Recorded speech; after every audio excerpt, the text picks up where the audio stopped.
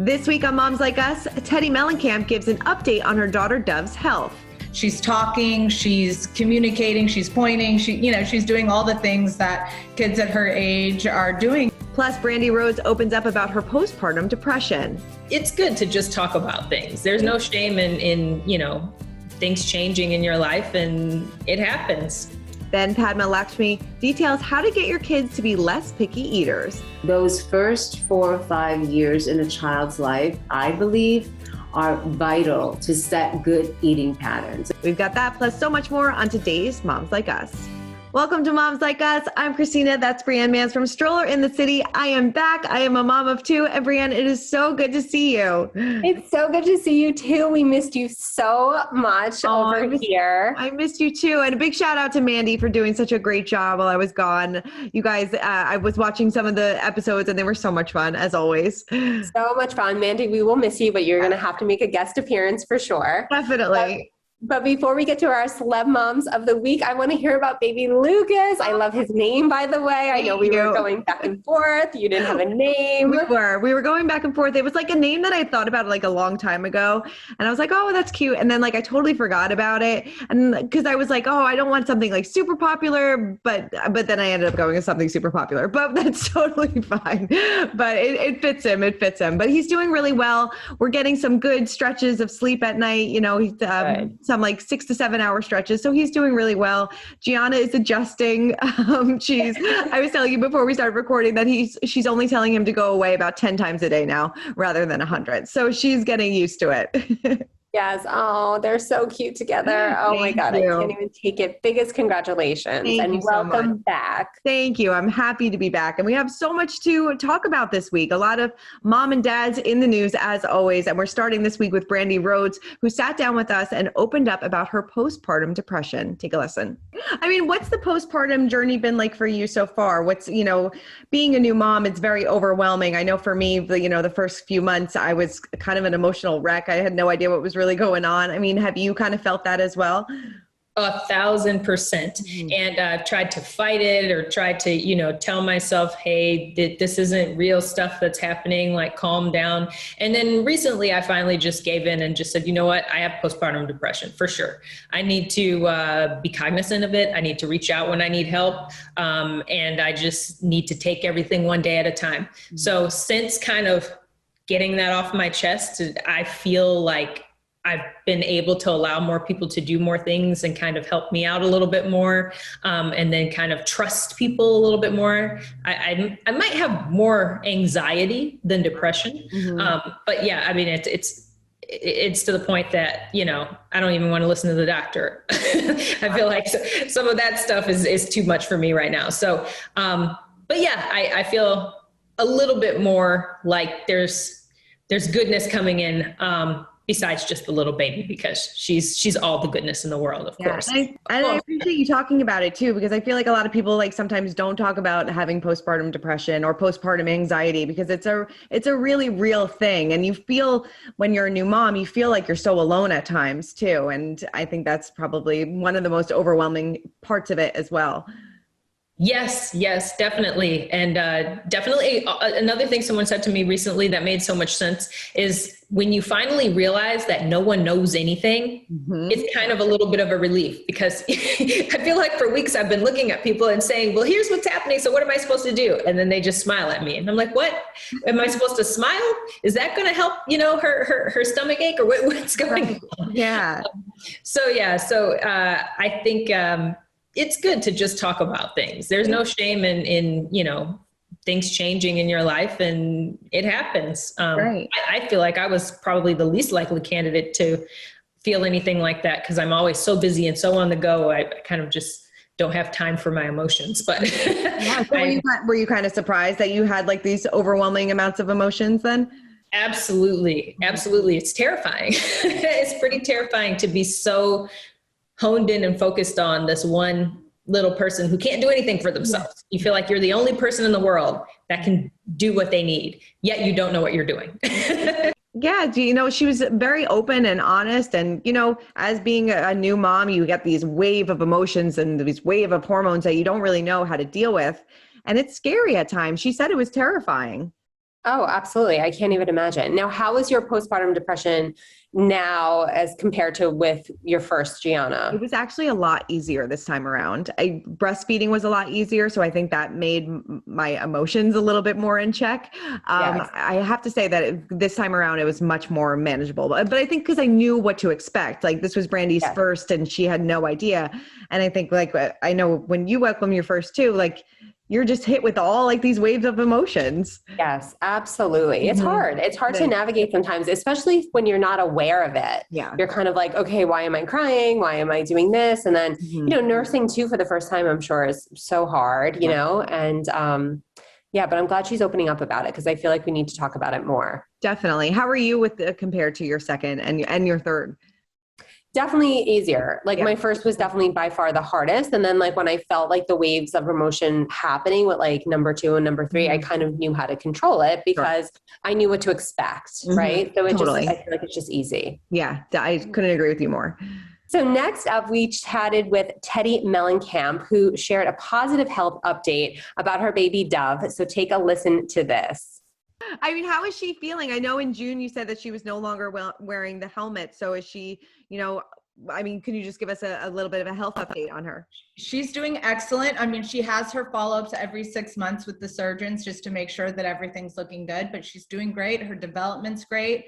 She's talking, she's communicating, she's pointing, she's doing all the things that kids at her age are doing. And that's all that we can ask for and more. That's so great. That's so awesome. I love hearing that. Any more baby fever for you? No. Oh my gosh. My son is obsessed. He keeps saying like, mommy, please, like one more baby. I'm like, no, honey, please. I cannot do it.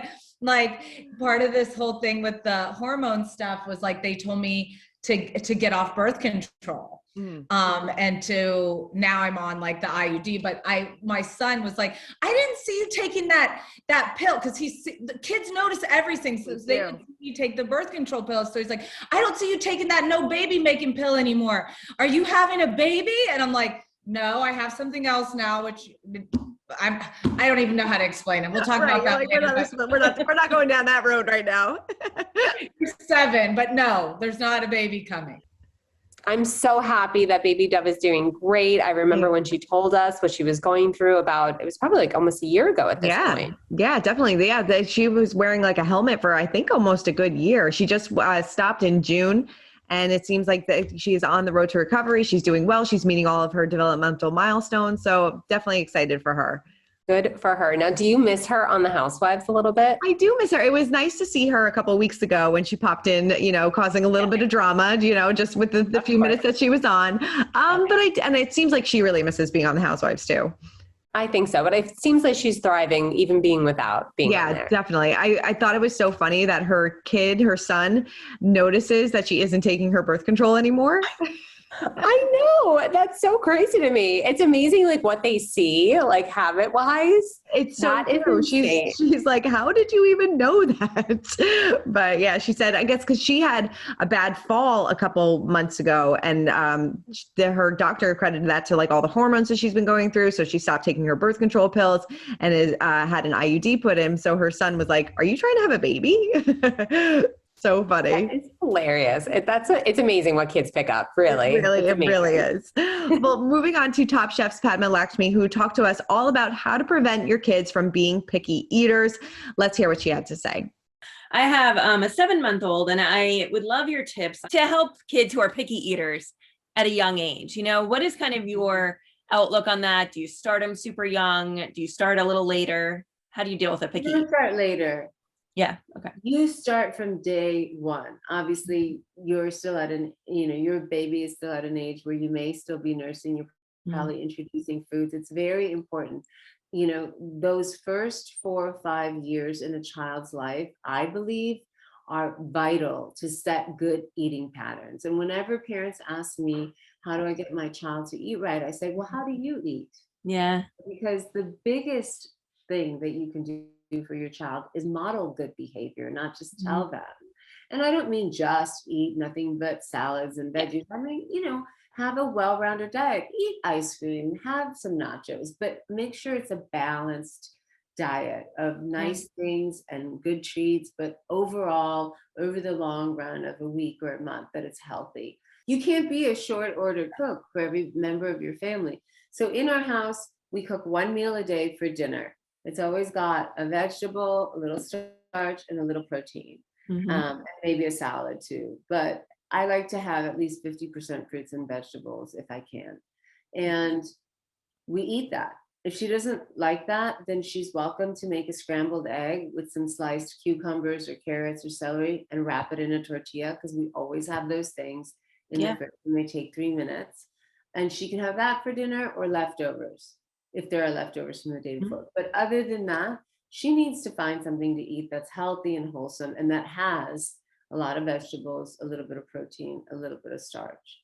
Those are great tips. Really, really hard about that. Like there's so many things in parenting that I'm, pretty lax about, but food, no, I'm not, lax about that. And again, I think on the weekends, you can have treats, you can have cakes, you can have midnight nachos, all that stuff. But again, over the long run, it's not a treat if you have it every day. That's the important thing for me. Sure. I love that she says, don't become a short order cook for your kids. I mean, did you ever feel like that? Are your kids picky eaters? Oh my God, yes. They're not picky eaters. It's just that they have sometimes, so I think mornings, like more so, they're kind of like, they have their own things. Like not everybody likes scrambled eggs, and not everyone likes French toast. So I try to find things that all three of them like. But yeah, I never did that with dinner. I never did whatever my husband and I were having for dinner, my kids did have for dinner. I would just have to take it, like if it's spicy, like take it down a notch. But I love that she says this, because I do feel a lot of moms are short order cooks for their Totally. kids. Yeah, no, I agree with you. I mean, the same thing. If what we're having for dinner is what we're having for dinner, if she doesn't like it, then I guess you're not eating tonight. Right? And you're not having snacks after. Right. Well, that's been the thing too. It's like after dinner now, she's like, snacks. I'm like, no snacks. I'm like, you can have some fruit, but like no snacks. It's like, it's funny. Like even at 2 years old, she's definitely starting to be like picky about what she wants and what she doesn't want. And it's just funny. It's funny to see their little personalities start to come out. Oh yeah. And the snacks after dinner do not change, because my 13-year-old still wants snacks after dinner. I'm like, you don't get dessert every day. Sorry, it's not going to happen. Totally. Well, Padma's new book, Tomatoes for Neela, is also great for introducing new foods to your kids. And so definitely pick that up. I mean, do you have any tricks? Do you like sneak vegetables in, like when they're not like looking and things like that, or like mix them in with like other foods? Yes, all the time, especially smoothies. I think that's the easiest way to get it in for sure. And they like that, or even like a pasta dish. I'll like mix it up with like zucchini in there, broccoli in there, and that stuff they like. So yeah, definitely. Lots of tricks to make them eat well, definitely. Oh yes. All right. Well, our say on moment of this week goes to a dad. Matthew Coma praised wife Hilary Duff as she began filming How I Met Your Father this week, and he posted this photo of her with this adorable caption, and it read, "One of my favorite pictures of wifey, somewhere between supremely fulfilled, exhausted, and why the F are you taking my photo?" She started her new show this week, and it's so rad watching her kick into that mode. It's easy to forget when she's nailing it as a mama bear, wife, family psychologist, and chicken lady that she was first an absolute ace at what she was born to do. A really effing cool magic trick. The show is going to be epic. He also added, her Subway order is below: white bread, turkey, mayo, lettuce, pickle, olive, salt, pepper, white cheese, oil and vinegar, tomato, not toasted. I love that. Now they share daughter Banks, who is 2, and she also shares her son Luca with ex-husband Mike Comrie, and she commented, "Oh, you're gonna get it. This is bound to get him baby number 4 and Subway night 3 tonight." I love that. It's so cute. I love them. I think it's adorable. It is adorable, and I think it's it's nice that he like praised her. I'm sure privately and publicly, because it's hard going back to work. She just had a baby not too long ago, and now she's kind of getting back into the swing of things. I know for me, it's my first week back at work, and it's definitely a transition. It's hard. Right. It is hard, right? I mean, especially like, because right now, I'm sure you're still nursing too. So now you're going back and forth like with the nursing and both babies now, it is a hard transition. I mean, I even know now, like I didn't take, really like maternity leave, but even like summertime, like transitioning, like you're home with the kids and then now I'm going back, and it is hard. It's a hard transition. It is. It's hard finding like your new routine, but after a couple of weeks, you kind of get back into the swing of things, and it just becomes the new norm. Exactly. Yeah. Exactly. Totally. Yes. So next up, our today's Moms Getting Real moment this week goes to Ashley Simpson, whose 6-year-old daughter Jagger is officially a kindergarten student. She captions an Instagram photo of her little one smiling in a school uniform, saying all the feels alongside a crying and heart emoji. Jagger held up a sign noting the date, her teacher, and her dream jobs. It read, "When I grow up, I want to be an artist, movie star, and walk on a runway." That's oh my God, that's adorable. Well, she's got very talented parents, so I'm sure one of those things will definitely come to fruition. I mean, are you still crying when the kids go to their first day of school, or are you like, I'm so happy that they're gone? No, I get so sad. So sad. I said the other day that my youngest was going into 2nd grade, and she's like, I'm going into 3rd. And I was like, oh, that makes me so sad. But yeah, I have like, my son is like 8th grade, like next year is high school. I can't even imagine. So yeah, it gets me so sad. So you have an 8th grader, a 5th grader, and a 3rd grader? Yep. Is it? Yeah. Wow. Yeah. That's crazy. I know. You're going to be bawling when Gianna starts her little preschool. I Only know. 2 days a week. Right. It's only 2. Yeah. She starts next week. It's only 2 days a week for 3 hours, but like, I'm already like feeling like emotional about it. Also because I'm like, I don't know how she's going to react because she hasn't been around kids in so long. So I'm sure she has like some stranger danger. So it's just going to be a lot for her to kind of deal with. And the school is requiring masks, and she's still like, I mean, we try to work with her so much on it, and she's still having a hard time with it, but we'll get through it.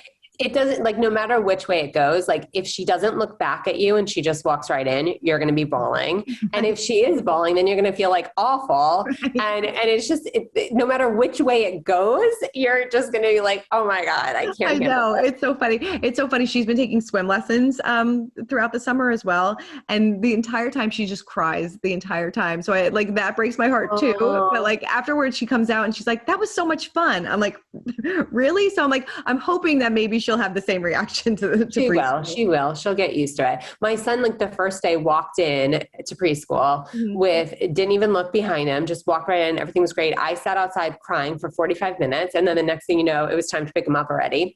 But then the next day, the 2nd day, he was a mess. Oh no. And that was the day I was like, yeah, I'm going to like go to the gym today. And I was like, oh my God, no, I need to stay here the whole day. Oh no. So you never know how it's going to play out. Never know. Well, I will report back and let you know. Yes.